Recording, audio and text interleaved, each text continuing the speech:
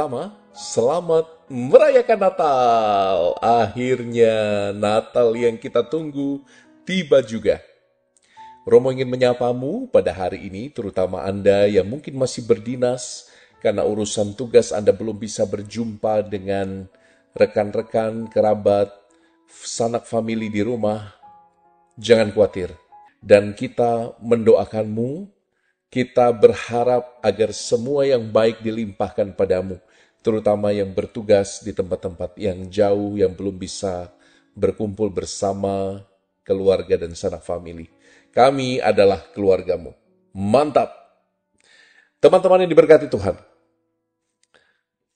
tiap kali Natal, Romo itu selalu bersyukur karena diingatkan bahwa Natal itu bukan pesta-pestanya yang penting, bukan makan-makannya yang penting, bukan hanya kemeriahan fisiknya yang penting. Ada wilayah mendalam yang selalu diingatkan dalam setiap perayaan Natal, yaitu wilayah ilahi, wilayah rohani, wilayah palungan di hati kita. Ada alasan mengapa Sang Firman menjadi manusia, mengambil rupa seorang kanak-kanak yang lemah, mengambil rupa yang dalam Injil hari ini kita saksikan dibungkus dengan kain lampin, dibalut, disemayamkan di atas palungan. Semua mau menunjukkan pada kita arti kesederhanaan. Kalau kita bicara tentang kesederhanaan, kadang-kadang kita pikirannya langsung tentang berhemat, tentang menggunakan seperlunya. Tapi dalam Injil hari ini, kesederhanaan bukan pertama-tama fakta bahwa Tuhan lahir di palungan, tapi kesederhanaan itu adalah cara merespons penolakan. Yuk kita bedah Injil hari ini dengan lebih mendalam. Kalau engkau melihat Tuhan Yesus yang terbaring di atas palungan dengan Bunda Maria, dengan Santo Yosef yang sebagai musafir dalam perjalanan dari Nazaret ke Bethlehem, engkau akan melihat bahwa keluarga kudus sudah mengalami yang namanya penolakan manusia sejak awal. Sebagaimana Allah dan rancangannya ditolak oleh Adam dan Hawa, sekarang ketika Sang Mesias yang baru lahir ini hendak menampakkan cintanya, dunia juga menolaknya. Tidak ada tempat untuk menginap. Engkau juga bisa melihat bagaimana kemudian nanti narasi Natal akan dilanjutkan dengan pengungsian ke Mesir karena Raja Herodes yang amsyong itu mengancam akan membunuh bayi Yesus.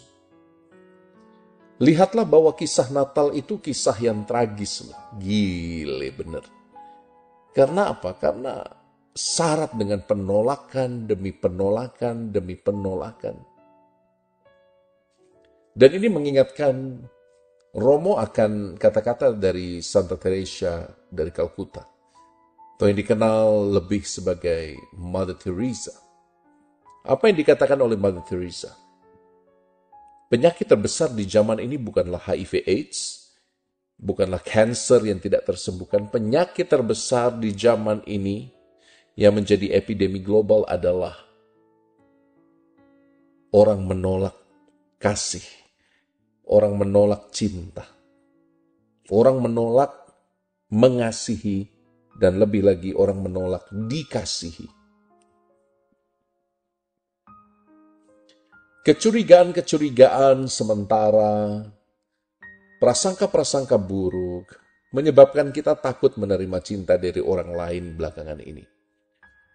Dan saya harap satu karunia Tuhan yang diberikan padamu selama masa Natal ini adalah supaya kamu mengetahui bahwa resiko menerima cinta adalah mungkin hatimu akan tersakiti, Tapi hanya dengan resiko itu kita bisa mengerti jalan pikiran Allah. Membiarkan diri masuk dalam wilayah dan potensi untuk disakiti, menyebabkan kita juga bisa mengalami banyak hal indah, banyak kehangatan hati, banyak ketulusan, banyak canda tawa, banyak kegembiraan-kegembiraan hidup yang selalu berdampingan dengan penolakan. Alih-alih berfokus pada penolakan demi penolakan, lihat bagaimana cara keluarga kudus menghadapi penolakan itu. Mereka menjadi kreatif, mencari jalan alternatif, mencari jalan yang terbaik, bekerja sama dengan rahmat Tuhan, lalu melihat gua di kandang bukan sebagai tempat yang hina, tetapi tempat yang nyaman. Artinya apa? Keluarga kudus menghadapi penolakan dengan elegan, karena dia tahu, Bunda Maria tahu, Santo Yosef tahu, Tuhan Yesus sendiri tahu bahwa jalan cinta risikonya selalu penolakan. Jadi alih-alih kita bersedih hati, bersusah diri untuk penolakan-penolakan yang terjadi, mari menjadi kreatif, mari menjadi terbuka pikirannya untuk jalan-jalan alternatif yang tetap bisa merayakan kebahagiaan dalam keterbatasan hidup. Dan inilah etos Natal. Inilah jiwa dari Natal. Dalam perayaan Natal kita merayakan cinta yang tidak takut akan penolakan. Dalam perayaan Natal kita lihat bagaimana perjumpaan pribadi dengan pribadi meneguhkan orang, melewati salib-salib hidup mereka, melewati kesusahan-kesusahan hidup mereka dengan begitu kreatif. Saya harap itu juga terjadi padamu. Maka alih-alih menangis, merasa diri paling susah, ingatlah bahwa Kristus memberi kita kekuatan dan rahmat untuk menjadi kreatif dalam hidup. Untuk tidak gentar pada penolakan yang terjadi di hidup kita. Tetaplah setia di jalan cinta.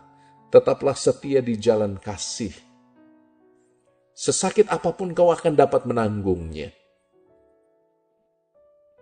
Selamat Natal teman-teman. Selamat merayakan penolakan-penolakan kecil di hidupmu.